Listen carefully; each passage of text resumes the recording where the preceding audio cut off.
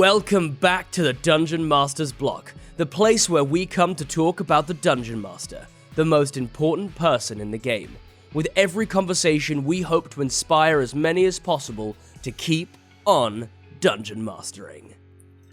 I'm one of your hosts, DM Neal, aka Joe Moniac, and today we're going to be dipping back into our Ancestral analysis series and talking about the Duergar, whichever way, and we get into that topic first and foremost. And today we're going to have Jeremy Cobb from Three Black Halflings join us once again. But before we do that, we're going to have an iTunes review entitled Great Stuff, 5 stars by Slim. Stumbled upon this podcast when frantically looking for help to run my first campaign. Started all the way back in episode 1 and have learned so much working through the archives. Thanks for the hard work, guys. Sometimes it's hard work, but it's always fun work. So thank you, Slim, for that review. And with that, let's head to the meat. I'm starving. We ain't had nothing but maggoty bread for 3 stinking days. Why can't we have some meat? The plate meat's back on the menu, boys. Today on the meat, we have, which I realize that reference is even more fun because of who we have. We have a returning guest. It is Jeremy Cobb, one of the hosts and the resident GM for the Three Black Halflings. Jeremy, thanks for coming on. Thank you so much for having me. I'm so glad to be back. I had such a great time the first time, and I'm really happy to get to revisit and meet Mitch. Hey, Mitch. Yes, I wasn't able to be here for the first episode you were on, so what we've got to do today is make this episode 10 times better, just so you walk away and you're like, oh man, when Mitch is on the podcast, like, oh goodness. Go on, I'm ready to be blown away. Perfect. So one of the things that I had thought of, there are several things. One was, and you do it on your show, so we'll have to do it here. For anyone that is a Dungeon Master's Block fan, as well as a Three Black Halflings fan, I think we should call them Blocklings. Ooh, okay. Yeah, I think that's a good one. Blocklings. I'm completely on board with this. Yeah. Done. Okay, so there we go. Now we just need people, anybody listening who, if that is you've got to reach out and let us know. Yeah, please, because I know that we get a lot of NADPOD fans because we're with HeadGum and we've had all the NADPOD people on our show. And then from us, like from that, we've kind of created the NADling portmanteau. So I think, let's get Blocklings going. I'm here for it. Let's start the Blocklings trend. Perfect. So the 2 interview questions that we have, because you're a returning guest, is what you've been up to. Number 1, first and foremost, since last time you were here. Oh man, was the last time I was here in 2020 or 2021? I can't even remember. It was 2021. Time these past couple years, right? Whoa, time has flown. Okay, well, we've released a lot of actual play series since then, because I don't think we'd even done Outlaws and Obelisks. I don't even know if we'd finished the Cab and the Caterpillar when we first came on. So we've done a lot of actual play series, which have mostly been GM'd by me, although so those would include the Cub and the Caterpillar, which is our Wagadu-based game, which Wagadu is sort of an Afro fantasy setting. It's super cool. We are the official actual play podcast of that setting.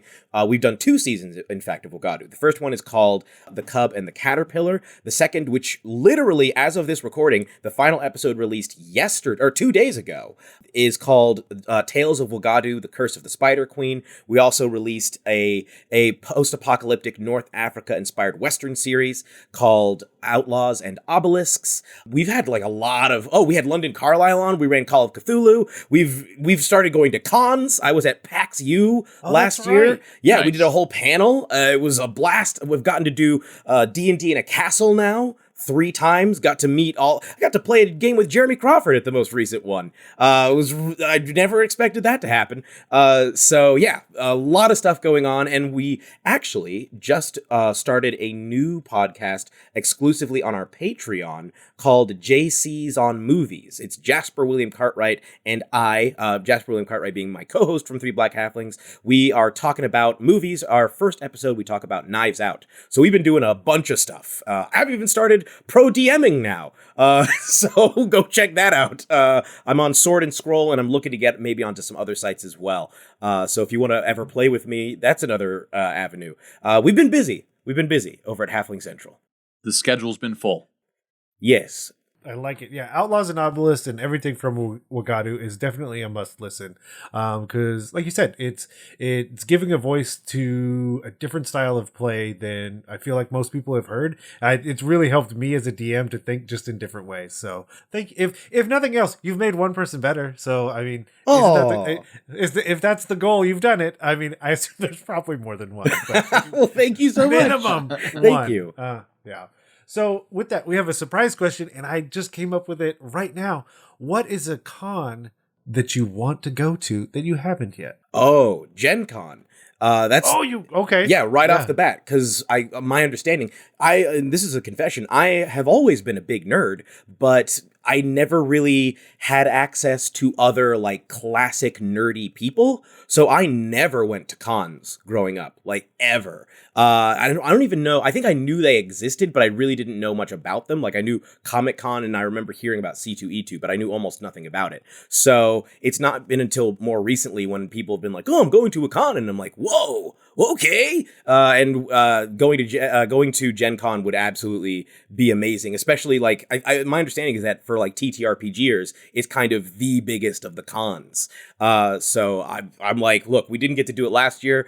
This year, we doing a panel, like we doing this right. So I'm really looking forward to Gen Con this year.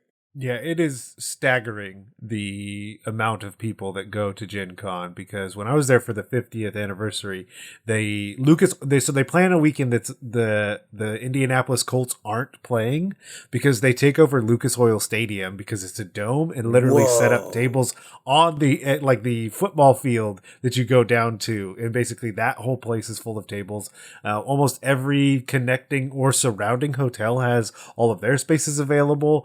So like not only is the con itself completely full, the whole surrounding area is full as well. Whoa, I did not know it was in a stadium. I assumed it was just in like a convention center or something like that. So word to the wise, anyone that hears my voice that wants to go to Gen Con, be really mindful of where you're really supposed to be. Invest extra time the day before, because I've done it where I'm like, oh no, that's at that hotel that I can see off in the distance. This is a lot of walking and running that I didn't want to do. Yeah, there was a little bit of that at PAX Unplugged. Trying to be like, where in this complex is the room I need to be? So I and Joan, who co-hosted the panel with me, we had to like the day before spend a long time trying to explore the complex, figuring out which set of stairs do we need to take that will actually take us to the right part of this building. Yeah, so I can only imagine what it's like if you like pull out the binoculars and you're like, oh, there on the horizon, that's the hotel, and you have to like hop onto your steed and start riding. So now that that's out of the way, and I'll also say, I'll put it into your mind, Dragon Con. Just look into it. It's in Atlanta. It's amazing. So the topic at hand, we're going back to our Ancestral analysis series, and that's harder to say than I thought it was. And today we're going to be talking about the Duergar, and we're all three going to also talk about how did we say it, because I went online and immediately the Forgotten Realms wiki was like, this way or this way. And I was like, no, that's not helpful. So then I went on to D&D Beyond and I heard the dulcet tones of one Matthew Mercer say Duergar, basically broken into those three parts. So yeah, I guess that's how I'll say it. But how have both of you said it? We'll kick the conversation there. Mitch, do you want to go first, or should I go it? Yeah. Sure. I think I've probably been butchering it over the years and just said Duergar. But it's one of those things where I've never really super looked into the pronunciation. And, you read a word and it becomes the way that you say it. Man, I don't even want to talk about how I thought that Hermione's name when I was growing up reading the Harry Potter books was actually pronounced. Because as a 12-year-old, I was not pronouncing it right. Let's just say it that way. But I do think the Duergar sounds way more dwarven, and I like that a lot. I'm right there with you. And first of all, if you hear rustling, it's because there is a cat that has decided now is the best time to start throwing toys around the room and dashing. Cats know, man. Yeah, Cats know. We've had it on a couple of Three Black Halflings episodes where the cats just decide to start going at it in the background. But I'm right there with you, first of all, with Hermione Granger. Until the movie came out, I had been saying, because I think I started reading that series when I was like 7, and I read her name as like Hermione. I think that's how I used to pronounce it. Yeah. I had this weird, same thing. With these particular fantasy beasts, actually the very first game that I ever ran of Dungeons and Dragons, there was a player playing one, and I read it as Duergar, thinking like sort of like a Spanish way, like. And so I was like, oh, okay, or at least the UE in like a Spanish sort of way. So Duergar, I'm like, okay. And then I also heard the dulcet tones of Matthew Mercer saying Duergar on D&D Beyond. And then I also have heard Duergar, although I think phonetically Duergar or Duergar are probably the most accurate. And I think like Duergar, that also makes sense because the GAR can like vinegar. We don't say vinegar, so. Like, I feel like it's all fine. I'm about to. Makes me see that meme. Oh, you just put this into the microwave for a while. So whatever we say, blocklings, you must know that you've got to have some grace for us, right? Because it sounds like we're all maybe gonna say a couple different things during the episode. I know that people have certainly let me know that they don't like the way that I say kobold. Well, they went kobold. Is that what it is? This will be a fun one. Oh man, let's not even get into that rabbit trail. Oh no, it's a touchy subject. Yeah. Okay. Well, apologies to the kobold contingent. Let's talk about the Duergar. Yeah. Why? So, Jeremy, what was it that made you go, man, I'd like to talk about these dwarves?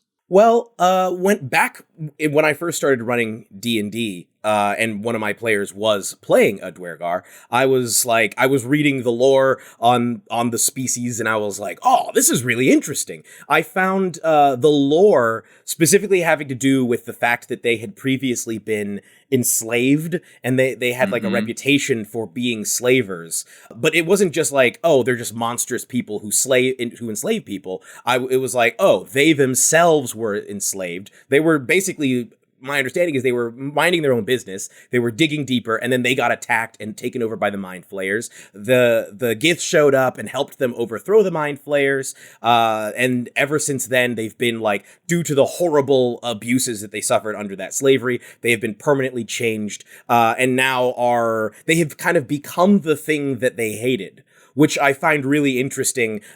Discussions of like trauma and generational trauma and the way that like negative responses to trauma are really interesting to me. If you listen to the most recent season, The Curse of the Spider Queen, that's a lot of what we do in that season, talking about like how people's pasts can shape what they do now and what they're like now for positive or negative.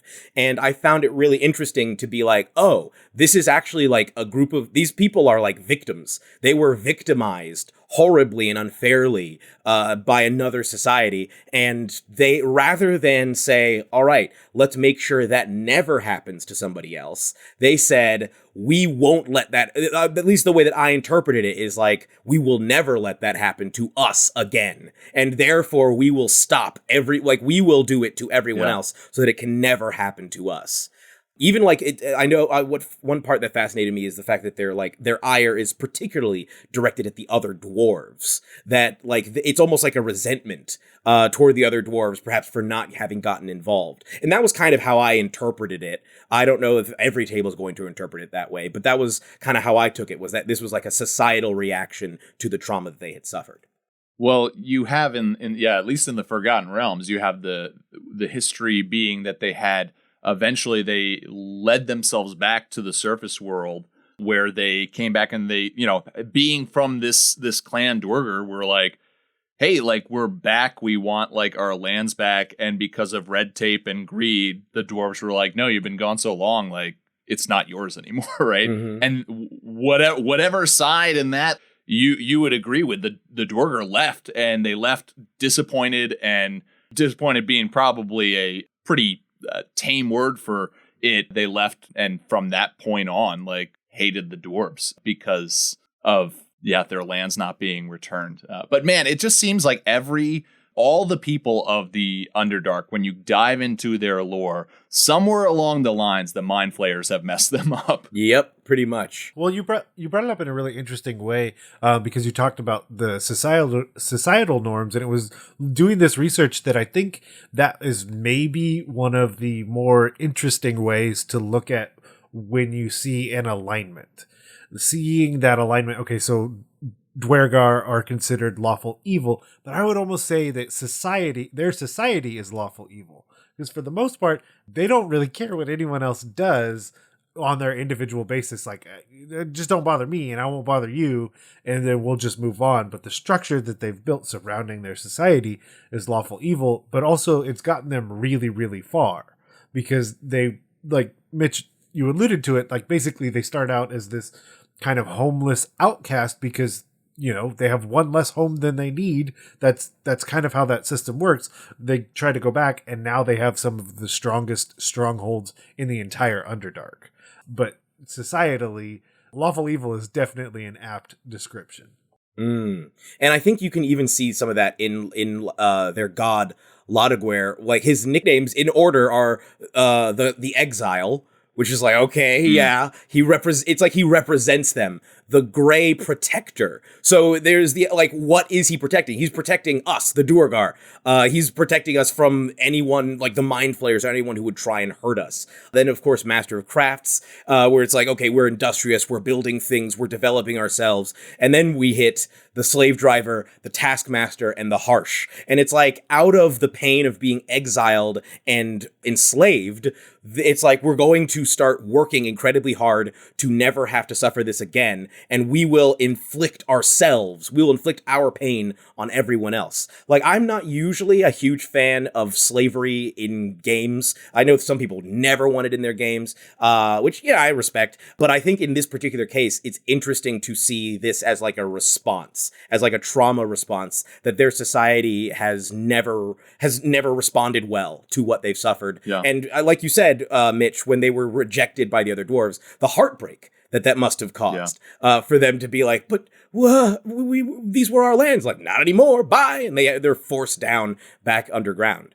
And I also do what you were saying, Neal. It is interesting how I think it was you, Neal, who said that every single time we look into the history of any race that lives underneath in the Underdark, that the Mind Flayers show up, like, inevitably. And I find that very interesting. It seems like they factor the most of, like, the playable species, the most into the history of the Duergar, more so than, like, the Drow or the Svirfneblin or the Deep Gnomes. But yeah, I find that also very interesting. The idea, like, the whole idea that just underground is this horrible, harsh, hospitable place with untold horrors that will alter you forever.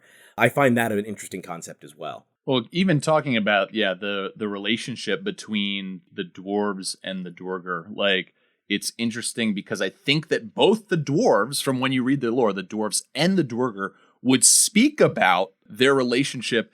And the dwarves, certainly, they call the Duergar, right? And the Duergar call the dwarves.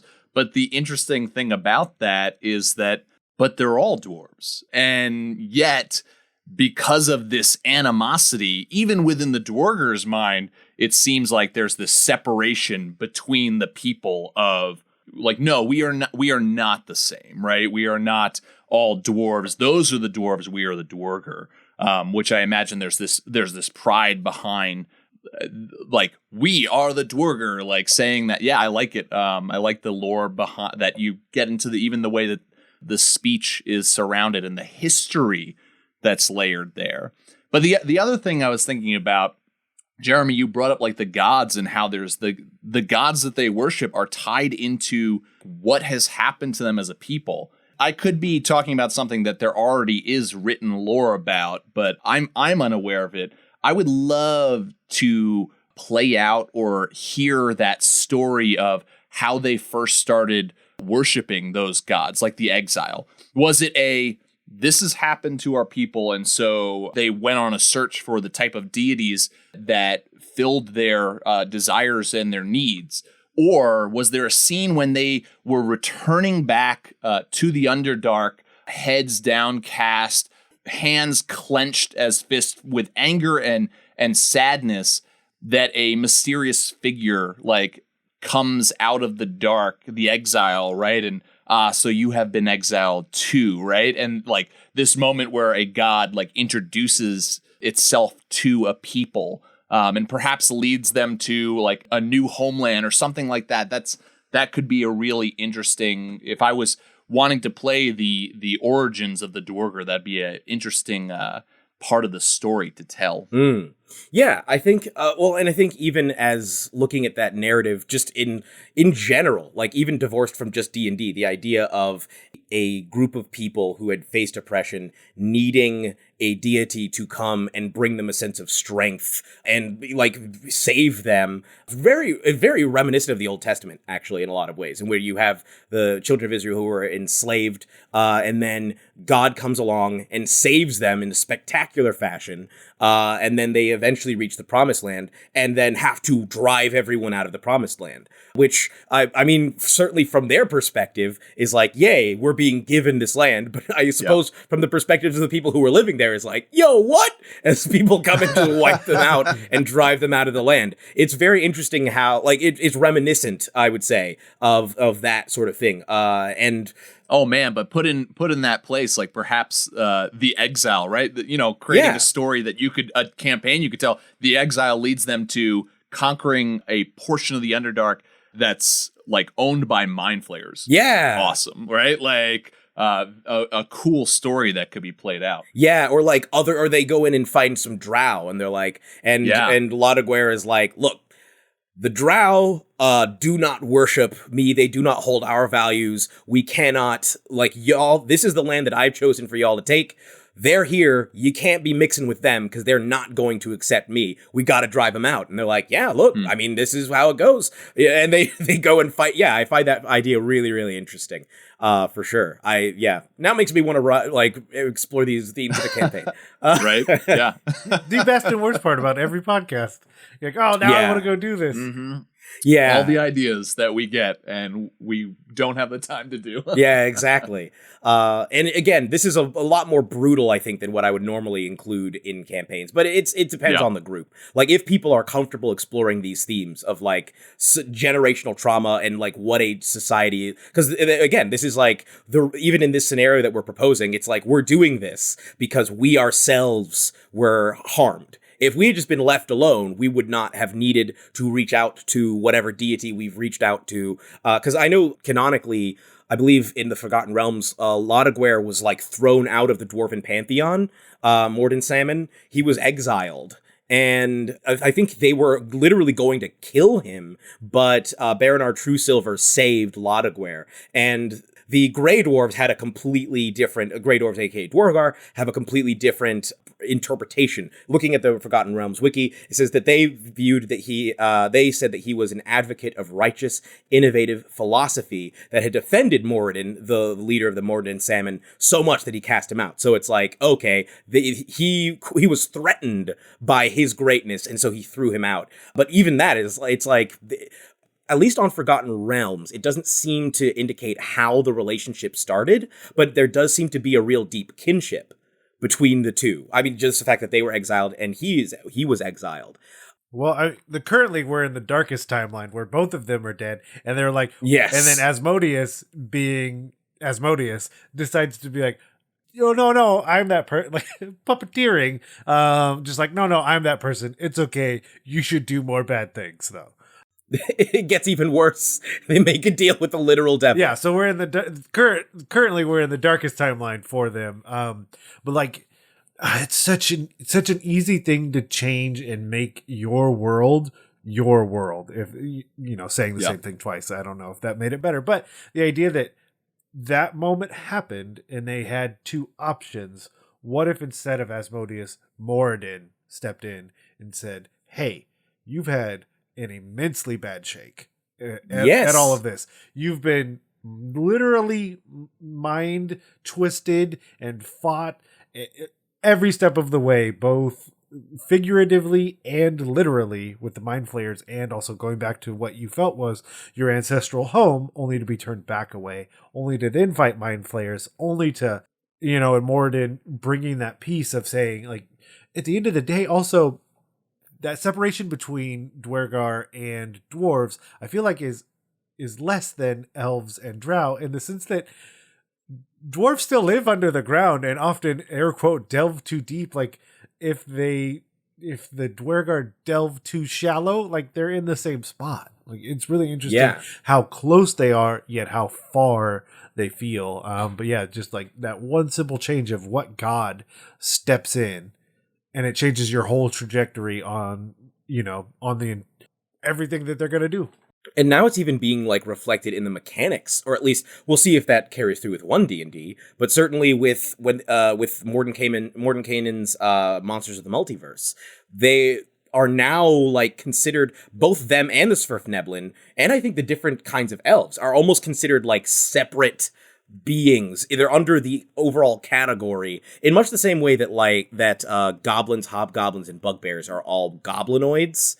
I think elf is now just a banner that cover, and in the similar way that dwarf is now just a banner, but they didn't release all the other dwarves. They didn't have the mountain dwarves and the hill dwarves and whatnot. It's just the Duergar that are this separate species from the rest under the dwarf banner. And so it's like, even that it's lore-wise, they're enforcing the separation between them. And the powers that they have are so different from the rest of the dwarves. The fact that they can enlarge themselves, turn invisible. They have I think it's either resistance to psychic damage or advantage on saves against psychic. Let me see here. Yeah, which that makes sense, right? Based on the backstory that we've gone into with mind poison spells and illusions, as well as to be charmed or paralyzed. Yeah, they don't want to be tricked. Yeah, exactly. They no more. They refuse to take any more of this. I find that really interesting as well. It's also reminiscent of the Ghostwise halflings to a degree, and that's like the kind of halfling that I feel like most people. I was, when I first heard the name, I was like, what? Because when reading about halflings, for some reason, I only ever saw Lightfoot and Stout. I never even saw the Ghostwise. But there was the idea that the Ghostwise themselves had previously had a war, that basically they were led astray by one cleric who led them to worship the beast god. Again, a name that has many different pronunciations, or at least two. I've heard Malar and Malar. I said Malar, but I've heard Malar. But the god of evil lycanthropes. And they started a war with the rest of the halflings. They lost, so then they were driven out, and they took an oath that they wouldn't speak until they had made amends. So they developed the ability to speak telepathically after that. But even after that, they were never really integrated back in. They were just their own society separated from the rest. And while the Duergar had never really had the initial, they didn't have an inciting war that resulted in them being driven away. The idea of them being a separate category, from the rest of their species, because of drama, essentially, that had happened, horror, bad things that happened in the past, is an interesting parallel to me. So the other thing that you had brought up, and I don't know how long ago it was, but you were mentioning that the first time you were dungeon mastering, one of characters, that's not true, one of your players played a Duergar as their character. What did, just for contextual for the conversation, what edition was that, and also how did that go? Because sometimes that's a really interesting one to add, either a drow or a Duergar into the campaign, because you want to touch on some of those things, but you don't want it to be a focal point. You don't want it to be, you don't want them to stress in every single town that they go in, to every conversation that they have, to every single thing that they're doing. Unless that's what they're looking for, as a player. You don't want to be oh, no, you have to go through every single thing Exactly, yeah. Just a miserable experience. People won't let you into their taverns. I'm going to make every town encounter for you. Horrible. Well, it was 5th edition, and both I was a new dungeon master, and the player had never played before. So I basically just made it part of the story. The first thing I think that was very frustrating for her was the sunlight sensitivity, because anything that took place above ground, she was just at disadvantage, and that got annoying. And I was like, yeah, that is annoying. And so when she encountered other subterranean folks, they were like, oh yeah, we have shades that help with that. And they basically, because I was like, why wouldn't they? If you're going to go above ground, why would you not basically invent sunglasses so that you can? So they were like goggle. I called them goggles of shade, but they were sunglasses in goggle form. And so she got a pair of those. But then from there, I'm like, I started DMing only a few years ago, and I was heavily inspired by Dimension 20. By then, only Fantasy High had been released, I think. So I was like, all right, I watched Fantasy High, and I'm like, oh, he's integrating all the stuff from the characters' backstories into the story. Whoa, this is wild. I've never seen this. And so I was like, that's what you should do. That's how you make a good campaign. So the next thing, I'm like, okay, this person is from a race of people that are known for being this way, known for being evil, known for having these particular cultural practices. All right, let's explore that. And so after the initial session where they had met a bunch of miniature minotaurs, we called them the Minitars, nice. Just like a tribe of them living in the woods, isolated from everybody else. The next storyline was that the Minitars got kidnapped by the Duergar, and that apparently that this had the Duergar had always intended to go up and enslave these people, but they had like this powerful sorceress protecting them, which the party defeated. And so once she was out of the way, the Duergar went and abducted all of the Minitars. Consequences. And so we had a whole like quest going below ground, traveling through the Underdark, having to infiltrate. And this wasn't Forgotten Realms, so we had like different cities and everything like that.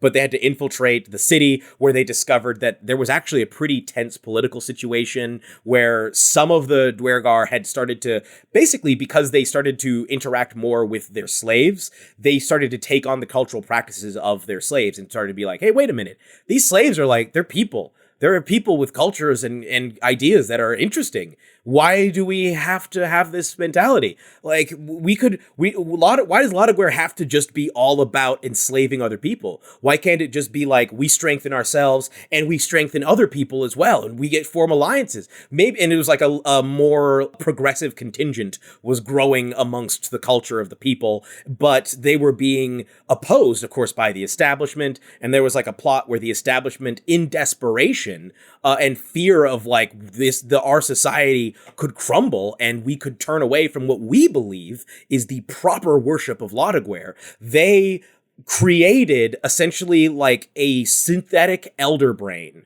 to try and that they would control, to try and then use that to control the whole populace of the city. And be like, if you will not submit, then we will use Lodogware's power and our powers to leverage the same kinds of powers that were used against us before against you. And if it's in the name of right, then that's ultimately what we should do. And so the party ended up having to be like, okay, let's fight this new Elder Brain menace that they've created. And it was a lot of fun. But that was pretty much how we explored it, was like the idea of, who do you agree with? Do you condemn this group of people for doing what they're doing when you understand what their backstory is? And even if you don't fully condemn them, do you feel the need to stop them from doing what they're doing? Do you join with the progressive contingent and basically try and overthrow the established government, thereby potentially throwing the city into chaos? Or do you maybe let the establishment continue, knowing that the establishment may just fully enslave every person in the city, Duergar or not? And so that was the moral. It wasn't really that much of a moral dilemma, to be honest. I had intended it to be one, but the party was like, nah, we think the slavery's bad and we're just gonna stop the Elder Brain. And I was like, cool, sounds good to me. But that was pretty much how we did it. Yeah, so many good touch points there. The two big ones that stand out are, one, always think about the power vacuum that you could create by, facing the BBEG and then being gone. Two, anything that's magic can be reproduced by somebody else. It's also like the idea of a synthetic Elder Brain. But yeah, I think no matter how you approach it, I think one of the biggest points of the Duergar is having them be a society unto themselves. I think that's one of the key aspects of the species as it sits, that for whatever reason, they have become insulated to the rest of the world based on the things that have happened. I think with that, you can then layer in a lot of surprises, because again, if your players don't know, and then all of a sudden this dwarf that they're fighting becomes really big and invisible, that's Yeah. Man, that first time that happens Yeah. is something else for your players because they're so used to that not being the case. And so there's a lot that you can do, especially layering in all the magic, all the resistances, all of those things. I think that they also end up just being a really great counter to whatever your party's doing. Yeah, I can attest to that. We played that all the way back in 2019, and to this day, one of my friends is like, that was one of the most memorable moments. Is when we first encountered one, and he was playing a Minotaur. It's like 6 foot or 7 foot, whatever, gigantic man. He min-maxed his stats, so he started with he was a barbarian as well. So he started with a 20 strength and a 19 con. So he's an absolute superhero. And this dude that he's towering over, this 4 foot tall dwarf, suddenly grows to 10 feet tall, and he's like, oh no! And just starts laying waste to the party. It was a classic, an absolute classic moment for sure. I do like the discussion too. It's getting my brain going with just the Duergar being this. They are dwarven people, but they have just through everything that's happened to them and being turned away by the rest of the dwarven people, and then just even being in the Underdark, this place, as we said, has many dangers. They are a society unto themselves, and of course you're going to go to different Duergar cities in the Underdark, and you should, when you're going to different cities, be okay, well, what's the difference between this Duergar city and this Duergar city, and how what are the cultures in these two different cities? But I think when you're DMing and you're running a game where your players are entering into a Duergar city, these are questions you got to ask.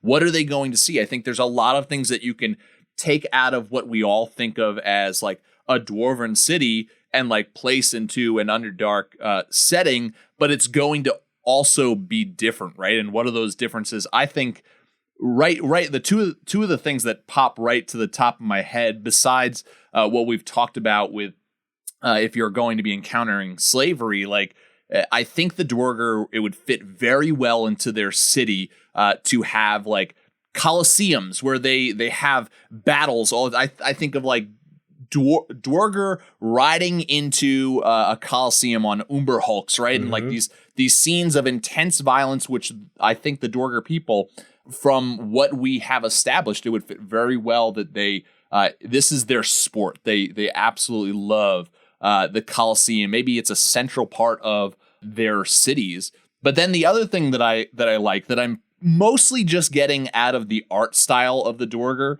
is there's so many art styles that we've gotten where Duergar have within their hair. Neal's got it on his background right now. There's the Duergar female that has her red hair spiked up in a spiky mohawk. I've seen it with the Duergar beards where they're spiked. And this just leads me to believe, if you are entering into a Duergar city and you go into a tavern, there is definitely Duergar punk bands that are in the style, right, of these classic punk bands like the Clash and the Sex Pistols, that their crowd is rowdy and they're being spit on and they're loving it. This is Duergar music in my mind. Yeah. And the bassist has an actual axe that's been transformed into a guitar.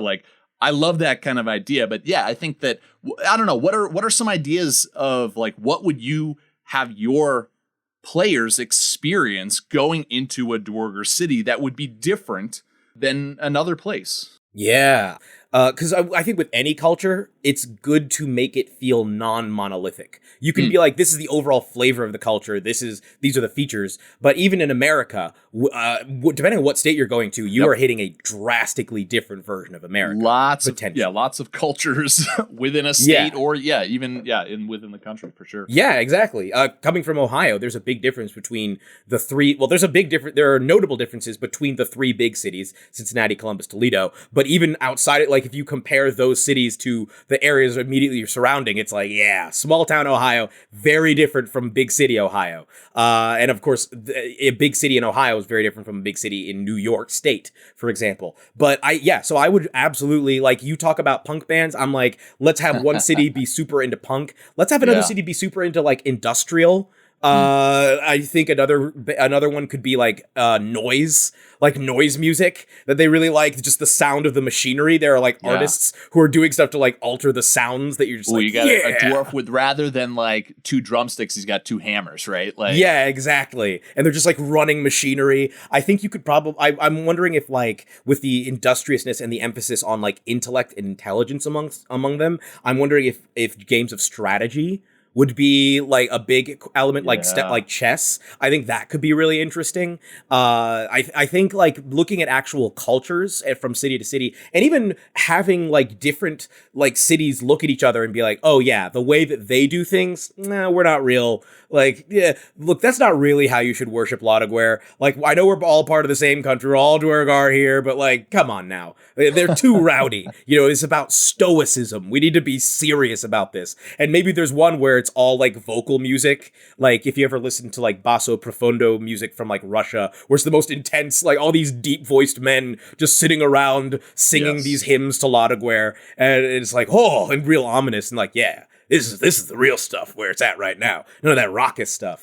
And then even within that, people who will have different interpretations. I think any religion, once it gets big enough, you have a lot of different interpretations of how it should function. So I think it would be interesting to have some cities that are more slave focused. Other cities maybe that are like, we're not, like, we do it, but like, and maybe like abolitionist elements within the society. Maybe, I think conservative versus progressive is always an interesting thing to play with. Because any society is going to have people who do or don't fit into the societal mold. So, and even on a personal basis, some Duergar may fit that stereotypical, like, they're just real gruff, serious, unfriendly, don't really care about like pleasure or passion or anything like that. But then you're going to have a lot of people who are passionate about things. Maybe they're passionate about their religion.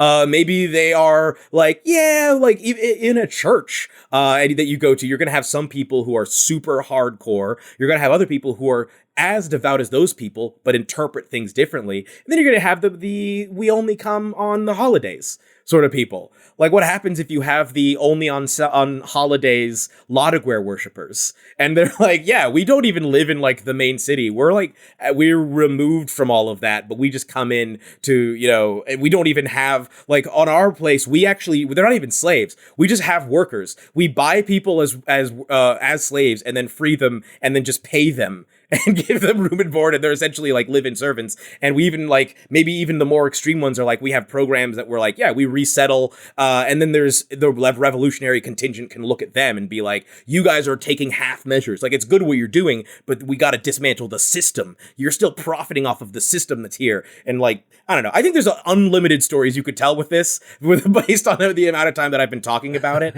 I think there's a lot of intricacy if you're willing to explore that stuff. And again, you should definitely check with your players before you start exploring things like this, because if someone comes from a culture that has been, say, the victim of oppression or a victim of slavery, they may view D&D as like an escape, and they may not want to have to deal with all of those things. So definitely check with your party before you start introducing things like this, and don't introduce them unless everyone's okay with it. But I think there is a lot that can be explored if you're interested in that sort of thing.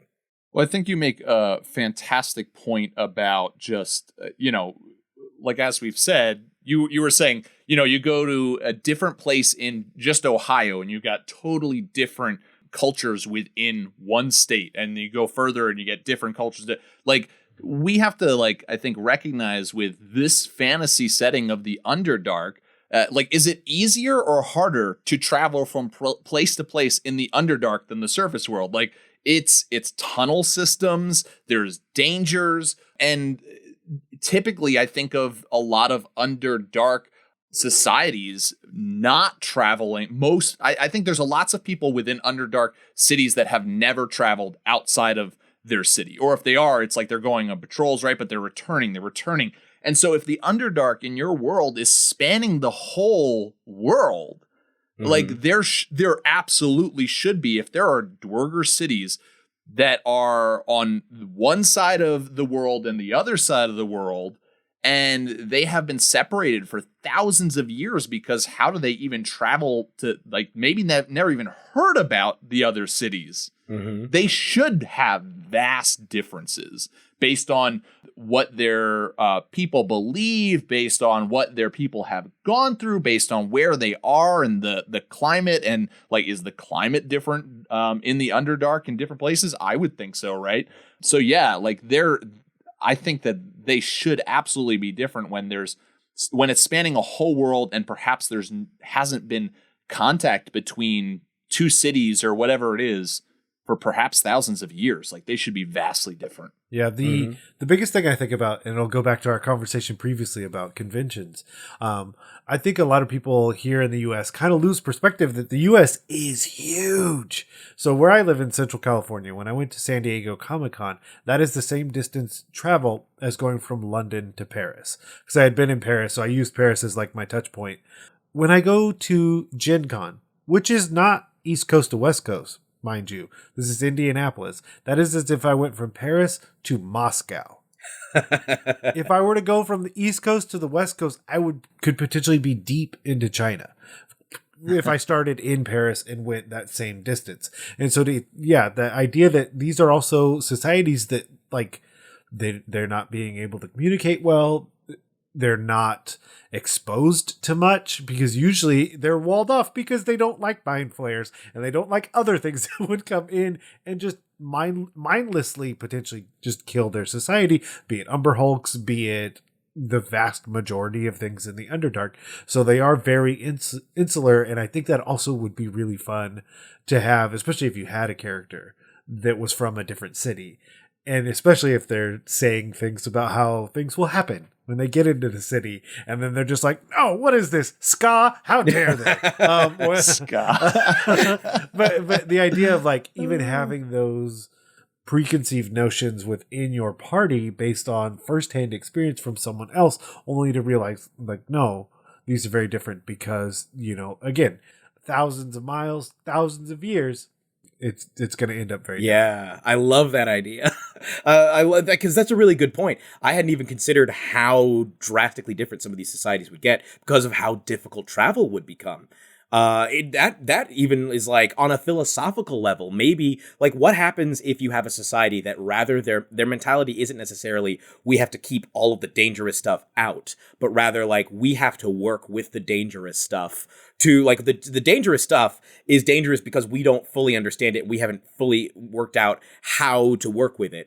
Like, what happens if you meet people who have, like, partnered in some way with, like, Umber Hulks and different species that live in the Underdark? What happens if you find, like, some folks who somehow found a way to, like, create a symbiosis between themselves and, like, a version of mind flayers, and so they're, like, I'm reminded of Animorphs. There's, like, the main villain in... Oh, man, what a club. The villains in Animorphs are the Yeerks, which are these space slugs that control your brain. They go in through your ear, take over your brain, and they control you. But in one book, the Animorphs encounter a species called the Iskyort, which it turns out the Iskyort were actually two different species, the Isk and the Yort. And the Yort functioned very similarly to the Yeerks. And at some point, I think they were having a war, and they decided, look, the best way to do this, the Yort need a place to live. We are in the process of having a war with them that's going to destroy both of us. Why don't we genetically modify both of our species so we literally can't survive without each other? And it becomes a symbiosis. So, like, they combine their bodies with the Isk combine their bodies with Yort, and it's like the Yort input information and help with and like they're a collective being essentially. What happens if that if that's what the Mind Flayers do or if the Duergar do that with the Mind Flayers? If they're like, what if rather than trying to engage in these wars that result in heavy losses on both sides and horrible oppression and brutality on both sides, what if we were to, like, just alter ourselves? This is a magic world. We can you already made us different. We already have, like, psychic stuff going on. What if we go a step further and we're all part Mind Flayer, and you guys, your appetite for brains is like, you just feed on this one brain, and I still get to keep control. And it's like, I gain your psychic powers, you gain the nutrients from my brain forever, and we become a new species. Like, what happens if that's a subculture that's, you know, a real isolated group living out someplace, and, you know, every Duergar who visits is like, whoa, you know, deeply horrified. No. Yeah, and all these like big-headed people, like these people with gigantic craniums, and like their beards are weirdly tentacly, like they move like tentacles. The Modoc. Yeah, exactly. But they're at the same time, they're like, yeah, we're happy. We're cool. This is the way to be, man. This is the best way to be. This is the life. What a perfect way to wrap this up. A Animorphs reference and giant-headed underground dwarves. Yes. So the final question we certainly have is, where can people go to see all of the things you're doing, listen, download, support, and all of those things? Okay, well, you can follow the show that I'm on, 3 Black Halflings, on Twitter, Instagram, and Facebook at 3, this is number 3, Black Halflings. If you like what we do interviews, we do DM tips and player tips. We've had Neal on.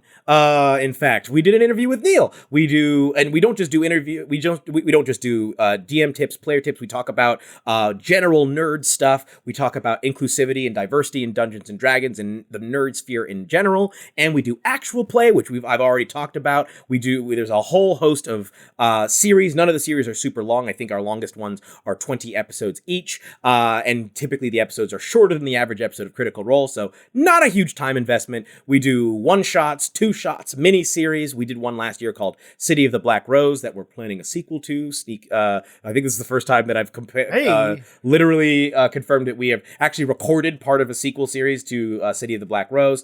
So go check that out. If you like all of that stuff, you can go check us out on Patreon for even more stuff. Patreon.com/TB Halflings. We have talkback episodes. We have bonus episodes. We have kickback episodes, which is essentially where one of us will just hang out with a guest. We've had people like Emily Axford, Brennan Lee Mulligan, Connie Chong, a whole bunch of cool folks that we've had on both our main show and our Patreon. And we just started a movie review podcast, JC's on Movies. First episode, Knives Out, only available on the Patreon. Go check that out. And if you want to follow me, you can follow me on Twitter and Hive, although I haven't really posted anything on Hive. I have just claimed the username in case Twitter actually does eventually sync. At Jeremy Cobb 1. That's Cobb with 2 B's and the number 1. And I also have an Instagram. I don't remember what it's called, but over 100 people follow me. I've never posted anything on it. I'm trying to see how many followers I can get before I actually say the real name of the Instagram on air or post anything on Instagram. So if you manage to find me, it always brings a smile to my face. Perfect. Well, as always, thank you for coming on, and thanks so much. We'll probably have you or another halfling on before we know it. Yay! I can't wait. Thank you so much for having me. This was a blast. We just want to thank Jeremy again for coming on, spending some time with us, talking about Duergar, and the fact that it started out with his very first session having a Duergar PC. He was the right man for the conversation. And if you wanted to tell us about how you've added Duergar to your game, you can always email us at dungeonmasterblock@gmail.com. And of course, if you enjoyed it so much that you want to tell us about it in a review, you can do that on Apple Podcasts or your podcatcher of choice, of course. And for everything else about us, you can head over to Twitter and follow us at DMS_block. That's at DMsBlock. Of course, we're on Facebook and hopefully wherever you want to find us. As always, the Dungeon Masters Block is a proud member of the Block Party Podcast Network, where you can check out other shows like Detentions and Dragons, Dungeons and Dragons and Daughters, and more. As always, thanks for listening to the Dungeon Masters Block, the place where we come to talk about the Dungeon Master, the most important person in the game, the only person capable of playing God, killing characters, and lowering the ego of everyone else at the table. I'm DM Neal. Good night, good luck.